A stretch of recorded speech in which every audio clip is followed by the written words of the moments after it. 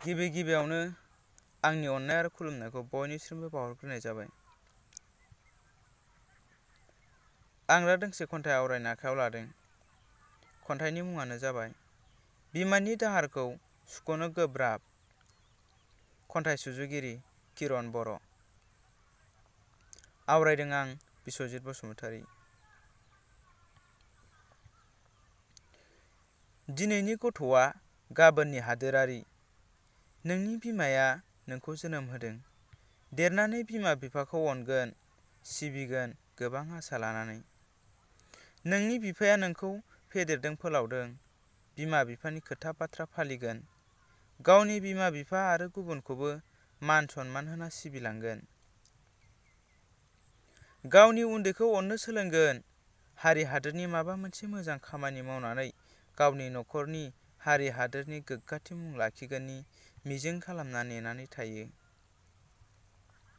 गोथौवै साननानै नाय नोंनि जोनोमनि आगोल 8-9 दान बेसेबा अनसुलि गोथार गोसोजों गोब्राबखौ गोब्राब सानालासेनो सान हर गावनि उदैयाव दैखांना लाबोदों।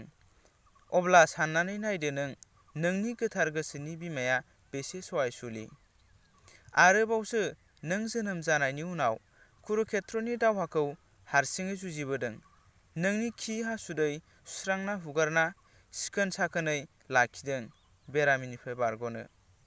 हर ससेयाव सिखार गाइखेर दौदों जाहाथे आंनि गथ'आ थाबैनो देरथों। उखैहाबनानै दाथाथों गारमा रानखांलायनाय। 20-30 मिनिटनि उनावनो नों बिसनायाव हासुयो। थेवबो नोंनि अनसुलि बिमाया सिखारनानै हासुदैजों सिनाय जिखौ सोलायना होदों। नोंखौ गोरान जायगायाव फुथुनानै गाव नोंनि हासुनाय जायगायाव उन्दुना थायो। उन्दै समाव नों खेंखायना गाबखाङोब्ला गावनि ओंखाम थोरसिखौ नाथ्रोदनाब्लाबो नोंखौ अनदों, बिलिरदों, गाइखेर दौदों। बेफोर मानो?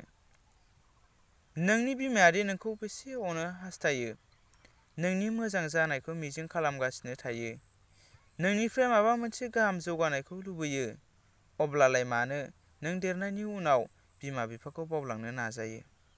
खन्थाइया एसेनोसै। गोजोन्थों।